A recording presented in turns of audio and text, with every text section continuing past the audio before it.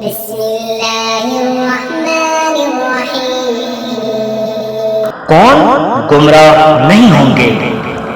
سلمان فارسی سے روایت ہے کہ رسول خدا صلی اللہ علیہ وآلہ وسلم نے فرمایا، اے مہاجرین و انصار، کیا میں تمہیں ایسے شخص کے بارے میں بتاؤں کہ اگر تم سب اس سے تمس رکھو گے تو میرے بعد ہرگز گمراہ نہیں ہوگے۔ سب نے عرض کی، کیوں نہیں یا رسول اللہ؟